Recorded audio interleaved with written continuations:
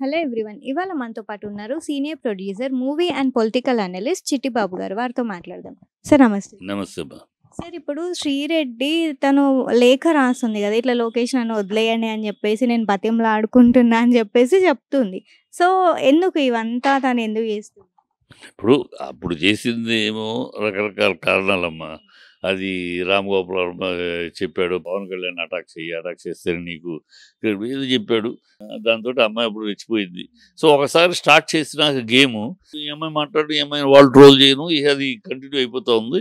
ఈ అమ్మాయి కొంచెం భాష కొంచెం తీవ్రమైన భాష వాడింది. మామూలుగా మాట్లాడితే అంత ఉండేది కాదు. రివీల్ అవ్వచ్చు, ఆడపిల్ల రివీల్ అయ్యి వాళ్ళు మాట్లాడుతూ ఉంటే నోరు మూసుకోవాలని లేదు.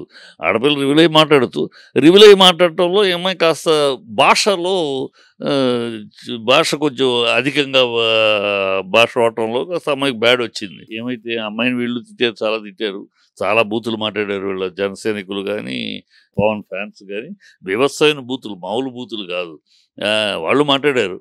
సరే, అయినా ఈ అమ్మాయి ఇప్పుడున్న పరిస్థితుల్లో వద్దు, ఓకే మీరు మాట్లాడితే తప్పులేదు, కానీ మేము మాట్లాడితే మీకు తప్పు అనిపిస్తుంది కదా, ఓకే క్షమించేయండి, వదిలేయండి అని చెప్పింది. నథింగ్ రాంగ్ దాంట్లో ఏముంది. ఒక ఆడపిల్ల సరే ఎంత ఇదిగా మాట్లాడినా ఆడపిల్లే కదా. ఒక స్టేజ్ వచ్చేటప్పటికి ఏమో ఇప్పుడు తీసి చూస్తూ ఉంటే వీళ్ళు ఈ కక్ష సాధింపు చర్యలుగా ఉన్నాయి. ఇప్పుడు వీళ్ళు బూతులు మాట్లాడారు అంటున్నారమ్మా. ఎలా ఉందంటే, మీరు మాట్లాడకుండా మాట మాట్లాడితే అర్థం ఉంటుంది. మీరు బొషడికే అని ఆ టీవీలో మాట్లాడుతుంది. మీరు రోజా అని 10 మందితో పడుకుంది, ఆ వీడియోలు బయట పెడతాం, 10 మందితో పడుకున్న పరిస్థితివి నువ్వు అని ఆనం వెంకటరెడ్డి ఓపెన్గా పబ్లిక్లో మాట్లాడాడు. కోల్లి నానిని వాళ్ళ వైఫ్ని, వాడి పిల్లల్ని అడ్డదిడ్డంగా ప్రెస్ మీట్లో పెంచి ఎన్నో బూతులు మాట్లాడారు. మీడియాలో చూస్తే వాళ్ళు ఎన్ని అసహ్యంగా చేశారు, మీరు చేశారు. పోసాని కృష్ణమూర్తి ఇంటి మీద రాళ్ళేసి బూతులు మాట్లాడారు. వాడి పిల్లల్ని, బిడ్డల్ని అందరినీ పచ్చి బూతులు, మామూలు బూతులు కాదు. సో అవన్నీ మరుగున పడిపోయినాయి. మీరు మోడీ గారి భార్యని గురించి మాట్లాడిని అన్నీ పక్కన పెట్టేశారు. వీళ్ళు మాట్లాడిని మాత్రం ఫోకస్ చేసి, అంటే మీ ఛానల్స్ మీకున్న ఉన్నాయి కనుక, 10 ఛానల్స్ 10 పేపర్లు ఉన్నాయి కనుక, ఆ మాటని వీళ్ళు మాట్లాడిన మాటలని వేసేసి జనాల్లోకి మీ వాళ్ళు మాట్లాడిన మాటలు మరుగున పెట్టేశారు. ఆ లెక్క చెప్తే మీరు ఎన్ని మాట్లాడారు?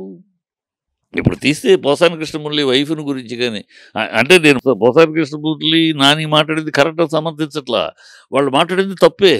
మీరు ఆ తప్పు చేయకుండా ఉంటే మీరు దాన్ని ప్రశ్నించే హక్కు ఉంటుంది అంటున్నాను. వాళ్ళు మాట్లాడారు తప్పు, అంతకుమించి మీరు తప్పు మాట్లాడారు కదా, ఇంకా మీకు హక్కు ఎక్కడిది? దాని మీద మమ్మల్ని మాట్లాడారు కనుక మీకు యాక్షన్ తీసుకుంటామనే ఇది మీకు ఎక్కడిదని. మీరు కనుక చాలా భవ్యంగా దివ్యంగా మాట్లాడితే, చూడండి వాళ్ళంత బూతులు మాట్లాడి మేము ఎంతో సమయంతో ఒక బూతు మాట్లాడలేదు అని అంటే మీకు అర్హత, యోగ్యత మీకు వస్తుంది. కానీ మీరు అంతకు మించి మాట్లాడతారు. కానీ వాళ్ళు ఎంత తప్పు, వాళ్ళ ఇసుక తక్కడైతే మీరు పేడ తక్కిరా. ఇద్దరు బ్యాలెన్స్ చూసుకుంటే నువ్వేని నువ్వేంటి, ఎవరు ఎక్కువ మాట్లాడారు, ఎవరు తక్కువ మాట్లాడారు అని ఆలోచించాలి తప్పితే, మాట్లాడేది ఇదో మాట్లాడారు. ఇక్కడ మీరు మాట్లాడిన మాత్రం తప్పు మీ మీద కేసు పెడతామంటే, మరి అలా కేసు మీ మీద పెట్టాలంటే కోర్టులోకి వెళ్ళొచ్చు కదా, అందరూ వెళ్ళొచ్చు, కొన్ని వందల కేసులు వెళ్ళొచ్చు. కనుక అది కరెక్ట్ కాదు. మేమైతే మాట్లాడతాం, మమ్మల్ని ఎవరు మాట్లాడకూడదు అనే యాటిట్యూడ్ కరెక్ట్ కాదు. ఇప్పుడు పవన్ కళ్యాణ్ కన్నా ఎక్కువ ఎవరన్నా మాట్లాడారమ్మా? ఒక సీఎం రోడ్డుకి ఏయ్ జగన్ సైకో అంటే కరెక్టేనా? నేను పాతాళానికి తొక్కుతా కరెక్టేనా? కడ్రాయిలతో పరిగెట్టిస్తా కరెక్టేనా? ఒక సీఎం పట్టుకుని ఇవన్నీ కరెక్టా? మీరు అబద్ధాలు కరెక్టా? ఇన్ని అబద్ధాలు ఆడారు. 12,000 మంది అమ్మాయిలు మిస్ అయిపోయారని నిస్సిగ్గుగా అసలు అది పార్లమెంట్లో చెప్పేశారు, చాలా పచ్చి అబద్ధం అని. అలాంటి అబద్ధాన్ని ఎంత నిస్సిగ్గుగా పదే చెప్పారు కదా. 12,000 అమ్మాయిలు మిస్ అయ్యారు, వాళ్ళ వ్యభిచార గృహాలకు అమ్మేశారని. ఈ అబద్ధాల మీద నేను కేసు వేయలేదా? పబ్లిక్ లిటిగేషన్కి వేయచ్చు కదా. అబద్ధాలు చెప్పి మోసం చేసి జనాల్ని నా రాష్ట్ర పరువు తీశారని వేయచ్చు కదా. అని మీరు ఎన్ని అబద్ధాలు ఆడారు, ఎన్ని అబద్ధాలు ఆడి వాళ్ళ అధికారంలోకి వచ్చారు. మీ అబద్ధాల మీద కేసులు వేయటం మొదలెడితే కోర్టు హాల్ సరిపోదు, అన్ని కేసులు వేయచ్చు. 1 అబద్ధమా 2 అబద్ధాలా? ఎన్ని ఆడిన మాట ఆడకుండా అబద్ధం.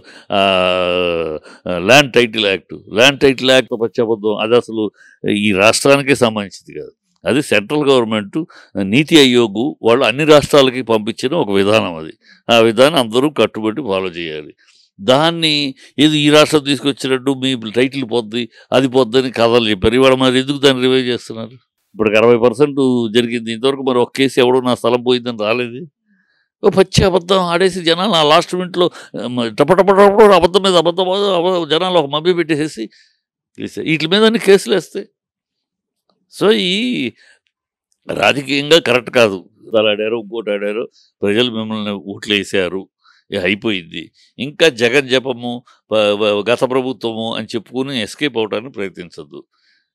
మాట వెళ్తే గత ప్రభుత్వం జగను, గత ప్రభుత్వం జగను, తుమ్ము వచ్చినా దగ్గొచ్చినా జగను. ఈ జగన్ జపం మానేసి అయిపోయింది, మీరు గెలిచారు, మీరు పాలన చేయండి, ప్రజల మన్ననలు పొందండి, ప్రజలు మీరు చెప్పిన ప్రామిసులు నెరవేర్చండి. ప్రజలు చీకొడుతున్నారు ఇన్ని అబద్ధాలు చెప్పారని. అది అబద్ధాలు కాదు, మేము కాలం టైం తీసుకుంటున్నాం తప్పితే అబద్ధాలు కాదు, ఏమీ నెరవేరిపోతున్నాం, నమ్మించండి, ఒప్పించండి ప్రజల్ని. ఆ పరిపాలన చేయండి. ఊరిని గాలి ఆయన నిన్న వచ్చేసేసి ఆ అమ్మాయిని మాట్లాడతాడు పవన్ కళ్యాణ్. ఈనాళ్ళు ఏమయ్యావయ్యా, గుడ్లవల్లేరులో హాస్టల్లో అమ్మాయిలు బ్లూ ఫిలింలు గొడవ వస్తే నోరిప్పలేదే, పిఠాపురంలో రేపు జరిగితే నోరిప్పలేదు, కిడ్నాప్ అయితే నోరిప్పలేదే, చంద్రబాబు కాన్స్టిట్యున్సీలో జరిగితే ఇప్పలేదే, ఒక అత్త కోడలు ఇద్దరిని తగలబెడితే నోరిప్పలేదే, అప్పుడేమి నోరు లేకవలేదు నీకు? ఇది జరుగుతుంటే ఇప్పటికి 92 మంది అమ్మాయిలు మిస్ అయ్యారు. అప్పుడే 32,000 మంది మిస్ అయ్యారు. పచ్చి అబద్ధం ఆడారు. ఇప్పుడు ఫ్యాక్ట్ ఇది, రికార్డ్స్లో ఉన్నాయి. 92 మంది, ఈ 5 నెలల్లో 92 మంది అమ్మాయిలు మిస్ అయ్యారు. వాటి సంగతి నోరిప్పవే. ఇవన్నీ నోరిప్పే పని లేదు. సడన్గా మెలకు వచ్చినట్టు ఆ గెటప్ తీసేసుకుని మామూలు గెటప్ వేసుకుని ఇప్పుడే మెలకు వచ్చింది. వచ్చేసి లా అండ్ ఆర్డర్ ఎవరి చేతిలో ఉంది? చంద్రబాబు. అడుగు చంద్రబాబు డైరెక్ట్గా. మళ్ళీ ఆ అమ్మాయిని ఎందుకు పాపం? ఆడపిల్లని ఏం చేయలేదు, ఏం మాట్లాడలేదు. నువ్వు మాట్లాడితే నోరు వింటం తప్పితే ఎదురు మాట్లాడలేదు. ఎందుకంటే ఆ అమ్మాయి పరిస్థితి కనుక ఆ అమ్మాయి మీద అనేయటం, ఒక దళిత మహిళల మీద అనిత గారు అని పెట్టి వార్నింగ్ ఇవ్వటం, అది చంద్రబాబుకి warning. Law and order failure అయింది, ఎక్కడికి వెళ్తే మమ్మల్ని తిరుగుతున్నారు అని చంద్రబాబుని అడుగు. ఆ డబ్బు లేదు. ఈ డ్రామాలు, ఈ పిచ్చి డ్రామాలు తప్పితే ఆయనకి సనాతన ధర్మం అంటే ఏంటో తెలియదు. సనాతన ధర్మం అంటాడు ఏంటో. సనాతన ధర్మమే కాదు, సనాతన సంస్కృతి హిందూ ధర్మం. అది ధర్మం అనరు, సనాతన ధర్మం అనే పదమే లేదు ఎక్కడ. సనాతన సంస్కృతి హిందూ ధర్మం. ఈయన సనాతన సంస్కృతిని సనాతన ధర్మం అనేసి హిందువులు కలిపి, హిందూకి సనాతన ధర్మంలో అనేక లోటుపాట్లు ఉన్నాయి, అనేక లొసుగులు ఉన్నాయి. అది ఒక 2వ శతాబ్దంలో మొదలెడితే, 9వ శతాబ్దంలో పోరాటం మొదలెడితే, 19వ శతాబ్దంలో దానికి మార్పులు వచ్చినాయి. ఇది పసిపిల్లల మ్యారేజ్ అని, బాల్య వివాహాలని కానీ, సతీ సహగమనం అని కానీ, బ్రాహ్మణులకి విద్య అనే విషయంలో కానీ, ఇవన్నీ స్టెప్ బై స్టెప్ చట్టాలు తీసుకొచ్చి మార్పులు చేయడం జరిగింది. సనాతనంలో వీక్నెస్లు అయ్యి, ఆ వీక్నెస్ మీద పోరాటం తమిళనాడు. ఆనాటి నుంచి పోరాటం. నీకు ఏం తెలుసు ఎందుకు పోరాటం జరుగుతుంది తమిళనాడులో సనాతన ధర్మం మీద? సనాతన ధర్మం కాదు, సనాతన సంస్కృతి మీద. సనాతన సంస్కృతిలో ఈ పాయింట్లను అడ్డు పెట్టుకుని బ్రాహ్మణుల ఆధిపత్యం చెలాయించేవారు. ఆ బ్రాహ్మణుల ఆధిపత్యాన్ని అరికట్టడానికి, బ్రాహ్మణుల ఆధిపత్యాన్ని అందరూ సమానమే, విద్య అనేది బ్రాహ్మణులకే కాదు, ఇలాంటి విషయాలన్నింటి మీద పోరాటం జరిగింది. అక్కడ పోరాటం జరుగుతుంది, ఇప్పటికే జరుగుతుంది. బ్రాహ్మణ ఆధిపత్యాన్ని బ్రాహ్మణుని వ్యతిరేకించడం కాదు, అక్కడ బ్రాహ్మణ ఆధిపత్యాన్ని వ్యతిరేకించడం. అదే అక్కడ జరుగుతుంది. నీకేం తెలుసు? సనాతని, ఆయన సనాతని అంటాడు. మా నాన్న సిగరెట్ అంటించుకుంటాడు దీపారాధనలో అంటాడు. మళ్ళీ నేను బ్యాప్టిజం తీసుకున్నాను, నా పిల్లలు క్రిస్టియన్స్ అంటాడు ఒకసారి. ఇంకోసారి బ్రహ్మాండం హలాల్ చేశారా, ఎద్దు మాంసం బ్రహ్మాండం నేను తింటానది, నన్ను కాదంటే అంటాడు. ఏమిటి అసలు? ఏమి ఎప్పటికప్పుడు ఏది నోటికి వచ్చి ఏది వస్తే ఆ టయానికి ఏ ఆవేశంలో ఏది వస్తే మాట్లాడటం తప్పితే ఒక విధానం, పద్ధతి లేదు. ఆయన మన కర్మ కొద్దీ ఉప ముఖ్యమంత్రి, ఏం చెప్తాం? అది అనుభవించ తప్పదు. ఈ 10 ఏళ్ళు, ఈ 5 ఏళ్ళు, రాబోయే 5 ఏళ్ళు, 5 ఏళ్ళు అవుద్దో 2022కే ఎన్నికలు వస్తాయో తెలియదు, కానీ ఎన్ని అయినా 3 ఏళ్ళైనా 5 ఏళ్ళైనా భరించ తప్పదు. తప్పు చేసేసాం. ఒక ఆవేశానికి లోనై, ఒక అబద్ధానికి అబద్ధాలతో ఏర్పడిన భ్రమకి పడిపోయి చంద్రబాబు నాటకానికి బలయ్యారు అందరూ. ఈ పవన్ కళ్యాణ్ నేనున్నా అని నమ్మారు ప్రజలు. ఒక చంద్రబాబుని అయితే నమ్మేవారు కాదు. పవన్ కళ్యాణ్ కూడా నడదు, ఈయన 6 అడుగుల బుల్లెట్టు చించేస్తాడు, పొడి చేస్తాడు, నిలదీస్తాడు, గడిచి చేస్తాడని నమ్మారు. ఇప్పుడు ఏం చూస్తున్నాం కదా, చంద్రబాబు భజన